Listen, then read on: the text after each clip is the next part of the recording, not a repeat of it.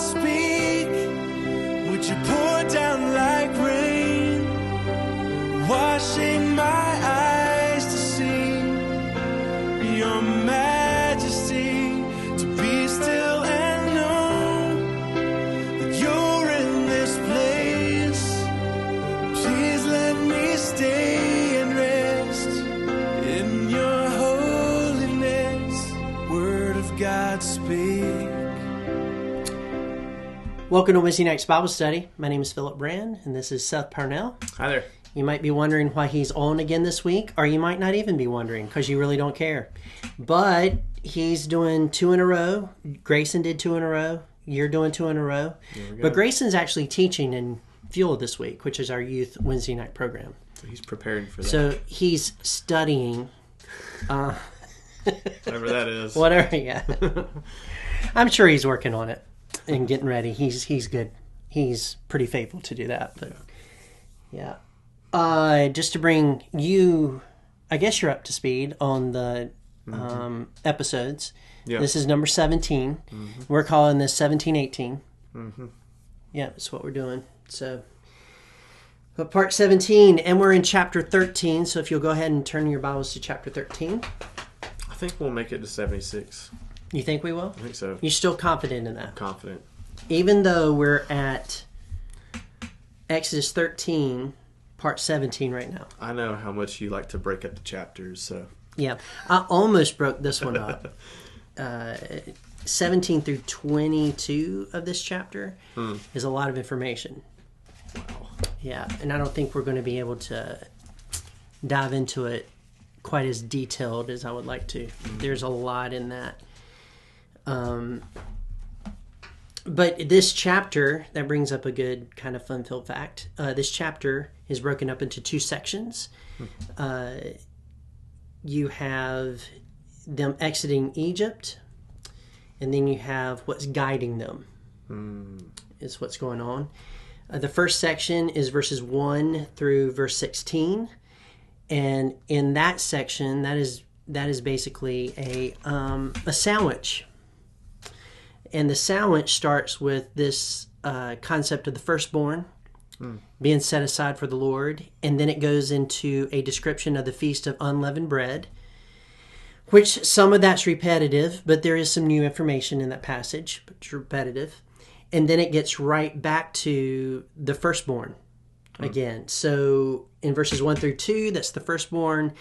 In verses, I think it's 3 through 10, that is the Feast of Unleavened Bread, and then verse 11 and on is also the firstborn again. So we're back in there. So it's kind of sandwiched in between. It's an intercalation. Yeah. Yeah. Were you trying to think of that word, intercalation? No. But no, probably not. Nobody else was either. Every time you say it, I think intergalation. Oh, intergalation. Intergalation. I know it's I-N-T, collation, but yeah, I always think intergalations. Yeah. No, that's not what it is. But not at all. Yeah, better be careful or you'll start saying it that way. Yeah, probably will. Yeah, so this is a little bit repetitive, but I think that's important because God put it in here as being repetitive. So we're going to talk about some things again that we talked about last week and some new things. Nice. So here we go. Verse 1, the Lord said to Moses, we do not know when he said this to Moses. Well, that is a quote from a commentary. I think I know. I think this is a part of the conversation of chapter 12 and chapter 11. You know how we've had God talking to Moses, and then Moses talks to Pharaoh, God talks to Moses, and Moses talks to the people, God talks to Moses, Moses talks to the people, and Moses speaking is connected with the other speeches, but in between is God talking to him. I think this is all a part of that first instruction that God gave Moses a while back, and he's just broken it up to give you reasons why he is doing what he is doing. Okay? So this is a continuation of Moses and the Lord's conversation from chapter 12 is what I believe it is. I'm not going to fight anybody over it, but that's what I think it is. So he's saying to Moses, concentrate or set apart to me all of the firstborn, Whatever is the first to open the womb among the people of Israel, both of man and of beast, is mine. Now, a particular word, both man and beast is mine, is actually humankind, is the thing there. This answers the question of what does firstborn mean. It means any firstborn, male or female. I want you to set them aside. But that is what we're thinking right now. The reason that we're thinking that is up until this point, it has been the firstborn daughter, the firstborn son that is going to die in Egypt. It is the firstborn daughter, the firstborn son that is mentioned in this firstborn sort of thing. But what we are going to see when we get to verse 11 is that it's actually, this is a transition into the firstborn male. Okay, so that is a change in this thing. So at first it was just firstborn, period. Now we're going to shift into or transition into setting aside the firstborn male of your beast or of your children. Okay, so we're going to let that set for a little bit. Other than to say this, God as king has sovereign rights. He has sovereign rights over your property. He has sovereign rights over your money. He has sovereign rights over the pathway for your life. And he has sovereign rights over your children. You basically own nothing in a kingship. The king owns it all. And so King Jesus owns everything that I have, everything that you have. And he has the right to take what he wants and give us what he wants to give us. So when he's saying set aside these firstborn sons, well, it's his right to do so. Yeah. Because those are his. The secondborn is his as well. But he's more than within his rights to pick and choose what he wants. Now, when God picks something, though, there is an ultimate plan involved in that. It's not just because he wants it. Like today, after my lunch, I had a Philly steak sandwich for lunch. Okay. It was pretty good. But after I left that restaurant, I went by Chick-fil-A because I wanted what? Probably ice cream. Ice cream. Just a little cup of ice cream. Just a little sugar. Just chocolate syrup. Kind of goes on. It it's not too much. It's the right amount. Chocolate syrup on top. It's something I wanted, but it has nothing to do with anything else. I just wanted it for that moment. It does nothing for me. In fact, if I left it alone, my body would probably be better off, possibly. But God doesn't do things like that. He doesn't stop by Chick-fil-A for something small. He doesn't do the drive-through thing. Everything that he does is for a purpose. So he's pulling these firstborn sons. He's saying, set them aside for me, and there is a purpose for that. And we're going to discuss that just in a little while. Okay? Verse 3, which starts the Feast of Unleavened Bread. Then Moses said to the people, remember this day in which you came out from Egypt, out of the house of slavery. For by a strong hand the Lord brought you out from this place. No leavened bread shall be eaten. So they're on the move. They were at Succoth, and they are moving to their next location. And Moses is sending this message through the elders and through the leaders of the people. Now, the leaders of the people outside of the elders are the firstborn that have been set aside for this purpose. Currently, those firstborn are the leaders of the household in regards to God's messaging, okay, and anything religious. They are set aside for that purpose. And it's all tribes currently right now. Every single tribe in Israel, all 12 of them, all the firstborns in those tribes are now the spiritual leaders of their houses. So keep that in mind. So the message that Moses has gotten to remember us exiting from Egypt and all the stuff that is said in 3 through 10, the vehicle for that message is from the elders to the firstborn to the people. Okay? Today, in the month of Abib, you're going out. We're going to stop there a moment to kind of review. The Jewish calendar is based on what? The moon cycles. Moon cycles. Moon cycles. We had a harvest moon last night. We did have a harvest moon last night. Or 2 nights ago when this goes out. Yeah. So what is the difference here? Because sometimes there's a full moon on the 31st. I don't know. I just know we had a harvest And sometimes harvest moons, like this harvest moon, that would have been the 6th, right? Is today the 7th? I know you're watching it on the 8th. Yeah, But today. Yeah. like you're watching on the 8th or beyond, but today's the 7th when we're recording it. The 6th would be Monday. So that's at the beginning of the month. That's not how these calendars worked. Yeah. These worked from no moon all the way through the middle of the month, which was a full moon, all the way to no moon, which would start your next month. Gotcha. So 29, 30 days it would alternate between. So Abib, on the 14th and 15th, there's a full moon because that's kind of the middle of the month. So when they left, remember last week when they left and when the people were killed, it was under the pale moonlight. All right? So Abib is a new calendar. This is a brand new calendar for the Jews. Up until this point, they had been using a farming calendar, because I can't for some reason say architectural. It's not agricultural right now. Agricultural. Agricultural. Yeah, I'm just going to have problems saying it right now, although I can say it other times. But it's that farming calendar. It's the Agricultural. which actually begins in the fall. This calendar would begin in the spring. Okay, so you had this ecclesiastical calendar that comes from this, and then you had that farming calendar, which they had been using up until this point. Okay. Okay, so they had 2 calendars going. But this is the first day of the first calendar. One of the significant reasons for that is that this is a brand new day. This is a brand new start, and that's something in the messaging from God. You were done with slavery. This is a brand new year for you. This is a brand new time period for you. Does that make sense? Yeah. So today... Can I ask a question? Yeah.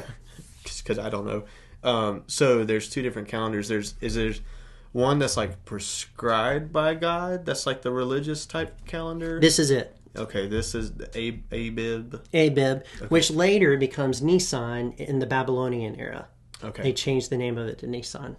Okay. But then there's the agricultural one that they were in Egypt. They were following this one. Yeah, Or and I just think from really beginning they of time? just beginning of time possibly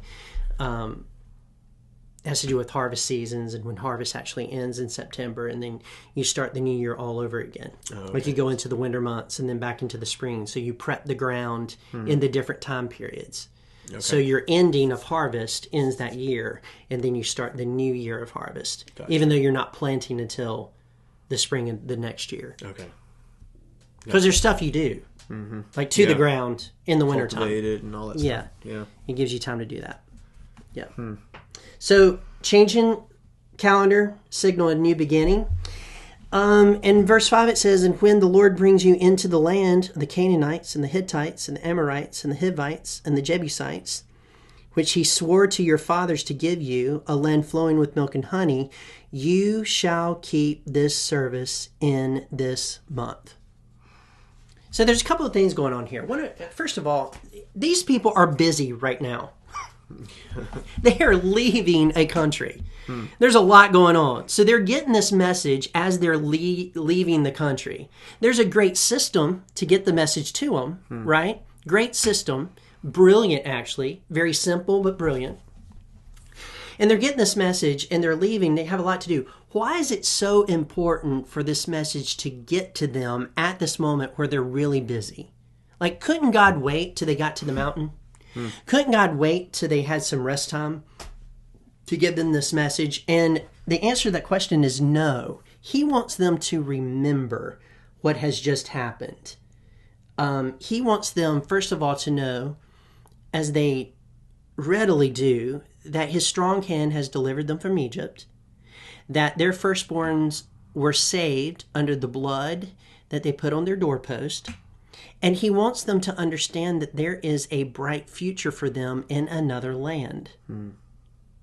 This encourages them to stay on the journey because they're going to something new and better. Land flowing with milk and honey. There is something beyond you getting freedom from your slavery. There's a life that is abundant. Milk and honey. Are you tracking? So it's a picture. It's an encouragement. There's something beyond. It is vision. What could have happened if this message had not been given during this time is people would have thought about what they were leaving. I mean, they were connected to their houses, their homes. It's where they raised their children. They had been there a long time.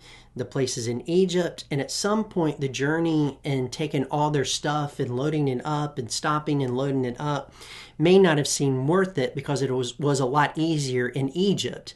But if you're moving toward a goal, it's not that big of a deal to pack up because we're moving towards something better than what we had. You're motivated. Yeah. Yeah. So this message is very key in keeping that vision in front of the people.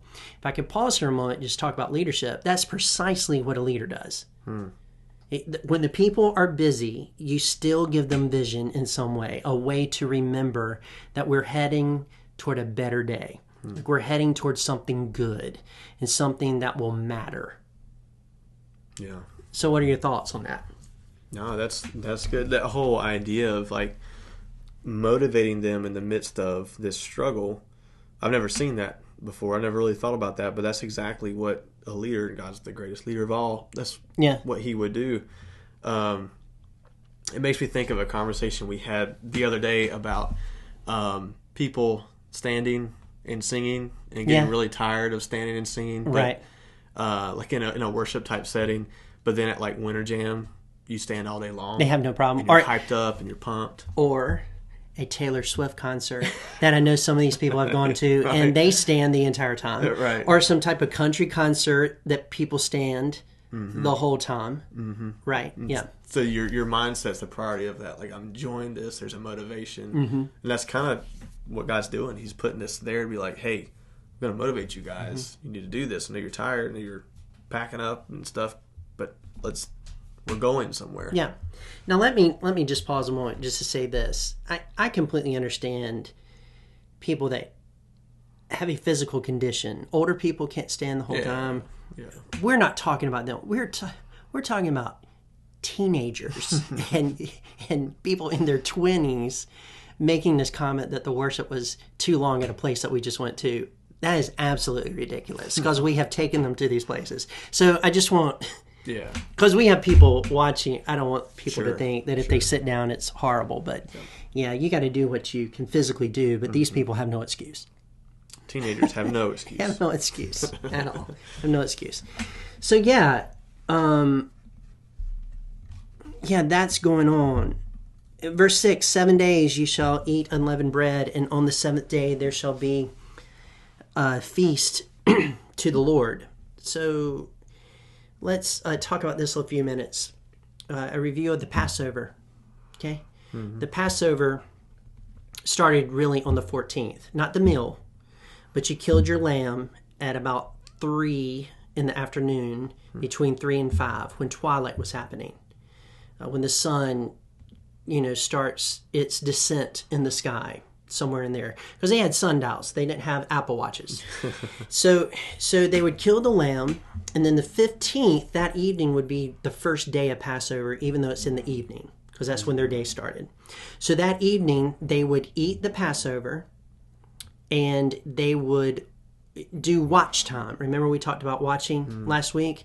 And the watching is a commemorative of God watching over them while he went through Egypt and killed all the firstborn that didn't have the blood on the doorpost and the lintel. Okay? Now, back up to the 14th, and I hope this doesn't get confusing. On the 14th, you're also cleaning all the leaven out of your house. So that the leaven is gone by the very beginning of the 15th day. And so you're having your Passover meal, you're cooking your Passover meal, having your Passover meal, eating unleavened bread. And so for 7 days, you eat unleavened bread. At the end of that 7th day, not the 8th day, at the end of that 7th day, you have a feast that's without leaven. Your food doesn't have leaven, your bread doesn't have leaven, nothing has leaven. It's all unleavened bread, and you have another feast at the end of that 7 days. So that's what encompasses this celebration. Passover lamb killed on the 14th. You eat that Passover lamb on the 15th. On the 14th, you also got rid of all your leaven. On the 15th, there's no leaven in your house. And for 7 days, there's no leaven in your house. And you have a feast on the very end. So there's on the 15th, that's a high holy day that's treated like a Sabbath. And on the 21st, that's a high holy day that's treated like a Sabbath. Okay. Now, here's why I bring this up. Okay. Do you know why? I think so. Well, you tell me. Does it have to do with the resurrection? It does. Okay. It does. And the death, burial. Yeah. Death, burial, and resurrection. So the first week of creation is 7 days. God rested on the 7th day. Jesus Christ rose on the first day of the week, and it's very emphatic in the New Testament, the first day of the week, which signifies a new creation in Him. He was killed when the Passover lamb was killed on the 14th day. Then you had the 15th, which was a Friday, the 16th, which was a Saturday, and on the 17th, on the first day of the week, Jesus Christ walked out of the grave. Or levitated out of the grave. We're not really sure which one he did, but he's gone, okay? And it starts a new creation. So if you back up, the Passover points to Jesus in this way. The sacrifice and the blood on the doorpost that happened on the 14th to protect the people that evening, that substitutionary sacrifice was not enough to get the people into a new creation. It was enough to save them in the time period that they're in for that time period, but they're going to have to redo this year after year after year after year to commemorate, but also as a sacrifice for their sins, because that sacrifice is not enough to get you into a new week where you no longer have to have a sacrifice. So Jesus, Passover lamb, blood on the cross, rises the first day of the week, and now when judgment comes, the lake of fire for us, he passes over us because we're covered by his blood. Do you see that? It's a new creation week. So this shows that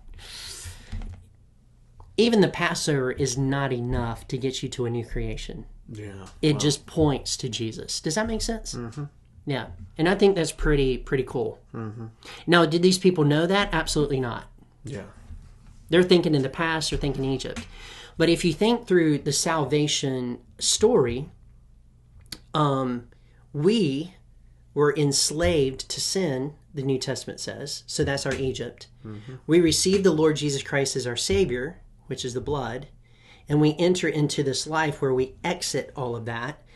The leaven, you're cutting off your previous life because the leaven no longer connects back. There's new leaven here that you use actually on the 8th day.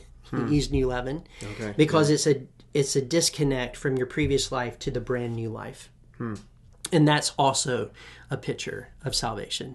Wow, that's cool. So it's pretty neat. So the 7 days you saw eat unleavened bread, 7 was not picked because it's the number of perfection. It was picked because it was the number of creation. And it's pointing toward the firstborn of creation, Jesus Christ. Wow. Keyword firstborn. It's kind of like what you said before. God had a purpose. He had a purpose. All of these things. So that also tells you why it's a sandwich. That starts with the firstborn being set aside, consecrated. The Feast of Unleavened Bread, which is supposed to point back to the firstborn because we're going to get it at the end of the sandwich. Wow. So that's how all that works. Yeah. So verse 7, do you have any comments on that? That was a lot of tying those things together. I think that's pretty awesome. Yeah. Yeah. That's my comment. That's mind blown. Yeah. Well, it is mind blowing because Yeah. we often, as Gentiles, think of the Passover as, it's just Egypt. But it's really more than that. Yeah, and that just goes to show how much coherence there is between not just Old Testament, but specifically the Pentateuch Yeah. and Christians. Yeah, the New Christianity, Testament. The New Testament. I mean, it's all meant to be. It's all one big coherent thing. So, and God's got a plan for it. He does. Verse 7, unleavened bread shall be eaten for 7 days. No leavened bread shall be seen with you. No leaven shall be seen with you in all your territory. In all your territory. It's supposed to be gone. And that goes back to that disconnect from your previous life. Yeah. So your Egyptian customs, your Egyptian house, your Egyptian philosophies that you learned, the Egyptian gods that you probably adopted while you were there, needs to be gone from you because the one true God now wants you for himself. Okay?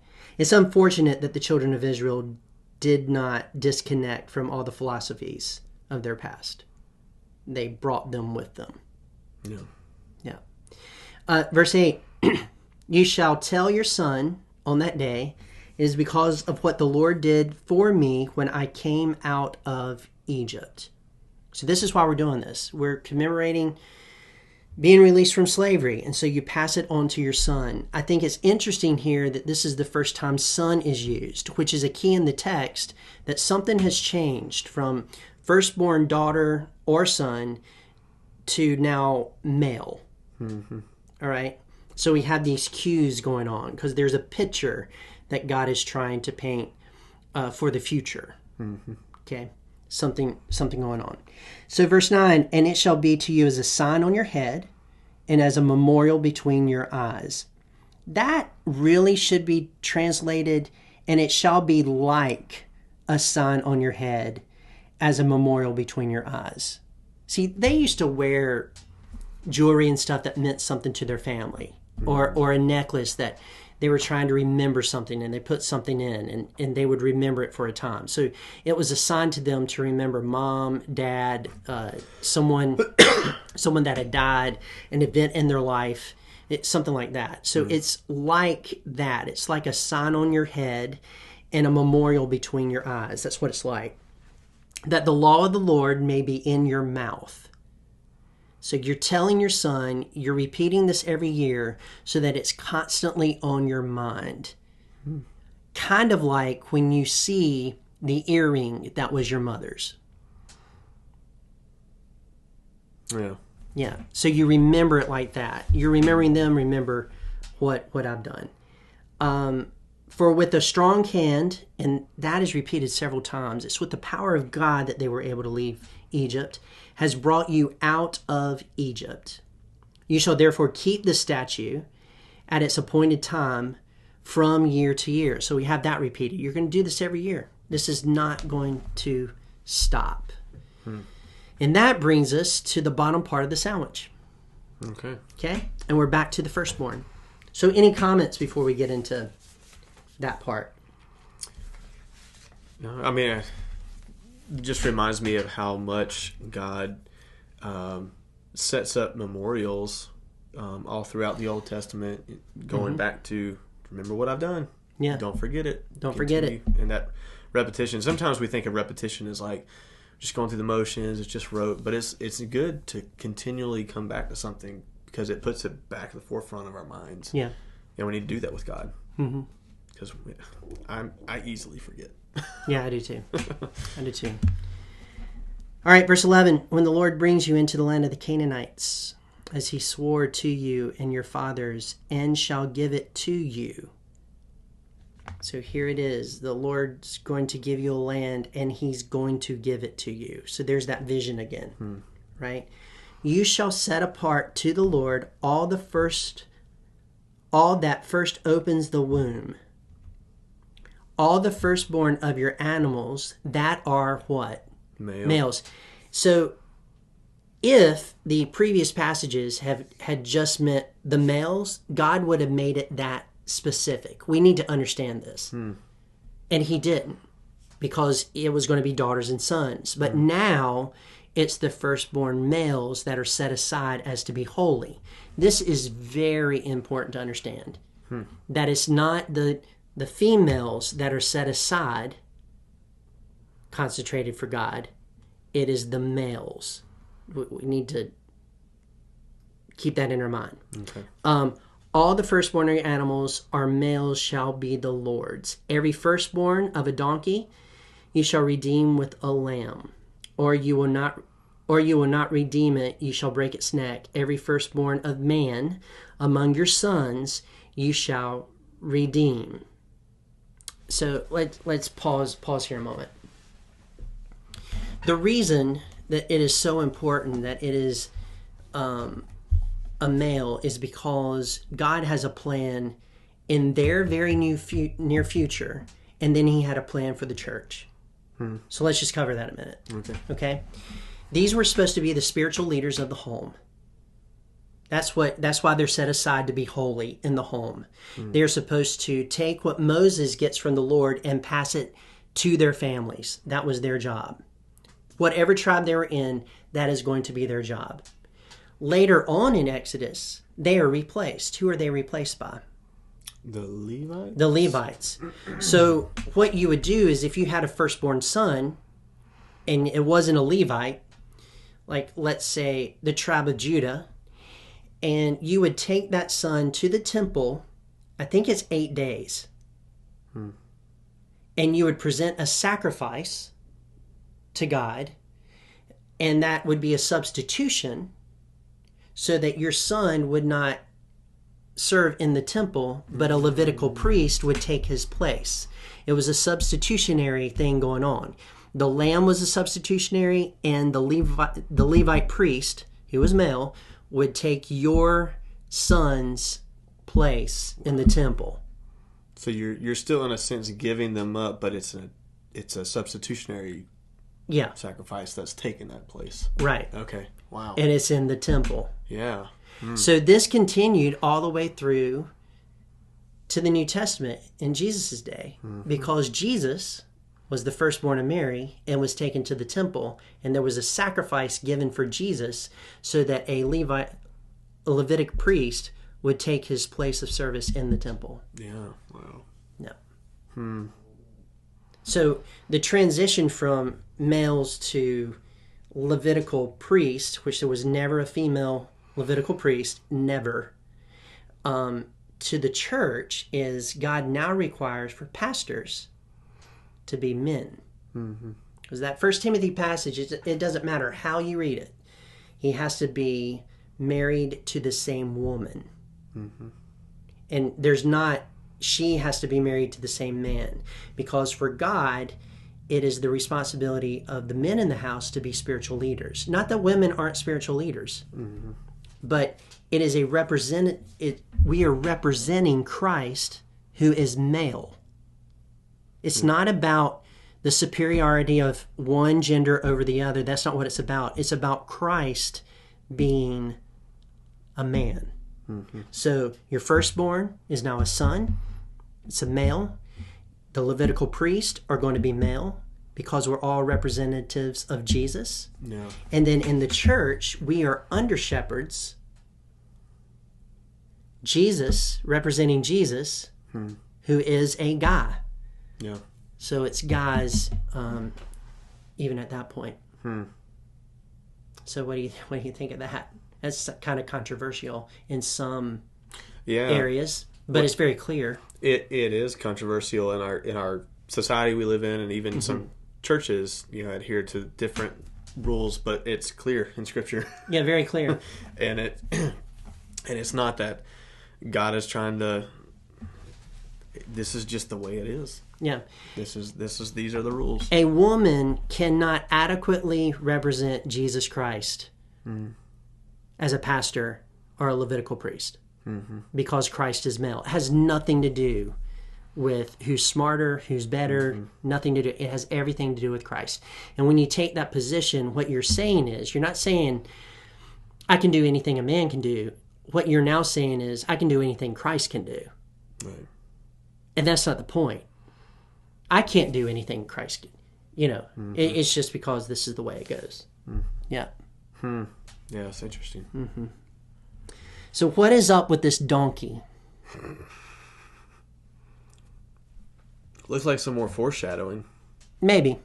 Oh, by the way, the firstborn male, if he had a blemish, or the firstborn of the animals that had a blemish, there's in Deuteronomy 15 verses 21 through 23, there are special provisions for that. So we're not going to get into those, but if a firstborn could have a blemish and it needed to be unblemished. So there was a way around that. What about this donkey? Did you know that a donkey is an unclean animal? I did not. Yeah. It would be like a pig. They had to have them. There's reasons, cattle-wise, why you have donkeys. And the way that they protect. This is what I understand about them. But they protect, you know. They wasn't just for riding on. So you had these donkeys. They were unclean. And so when you had a firstborn donkey, what do? Well, you offer a sacrifice for it. Yeah, you offer a sacrifice for an unclean donkey so that the donkey, because the donkey's firstborn cannot be given to the temple. Okay. Okay? Because no matter how unblemished it is, it's always blemished. It's always blemished because it's unclean. It'd be like a pig, like your firstborn pig. You would have to. They're not supposed to have pig. Right. They don't know that yet, but they're not supposed to have them. But even actually, I wonder if they had pigs when they came out of Egypt, and then they got rid of them later. I don't know. Regardless, you had to make a sacrifice for an unclean animal. Yeah. If you could not make that sacrifice, you had to break the donkey's neck. Wow. The donkey had to die, which is a reflection of the Passover. If you cannot present blood, then the firstborn dies. And so breaking his neck would have killed him. Yeah, that's interesting. It's very interesting.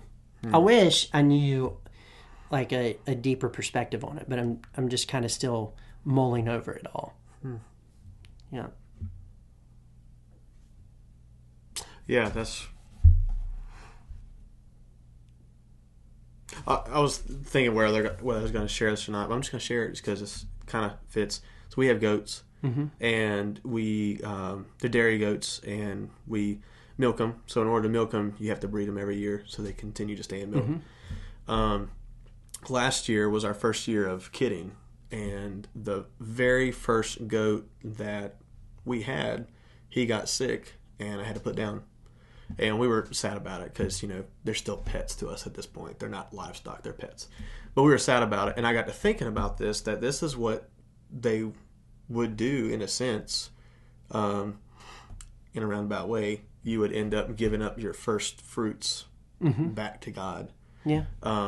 So it just kind of helped a little bit kind of put in perspective that doesn't mean anything for me now in my, holiness towards God or anything like that. But it helped put some of this into perspective that, we should offer back the first. You would be excited about the first goat that you had. Yeah, right. And you're going to have to give it up. And it was Heather's favorite. So in a sense, it was like, well, here's the very best that in our minds, the very best we have, but we got to give it back to God. Yeah. That's kind of stretching a little bit of this, but well, I think it's an illustration of how you would feel about the first one that comes. Right. Because you're excited, it's the first one they've had. Yeah. To us, it was the prize value. Yeah. Yeah. It's good perspective. Yeah. Verse 14, and when the time comes your son asks you, what does this mean? You shall say to him, by a strong hand, the Lord brought us out of Egypt from the house of slavery. Why are we breaking this donkey's neck? Because God brought us out of Egypt by breaking the backs of the Egyptians. In a figurative sense. They were broken when they left. The Egyptians were. For when Pharaoh, see where I get this from?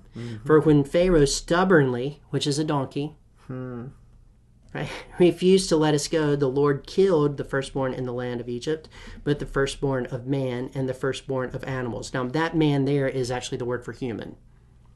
Okay, and the firstborn of animals. Therefore, I sacrifice to the Lord all the males. That's a different word than man in Hebrew.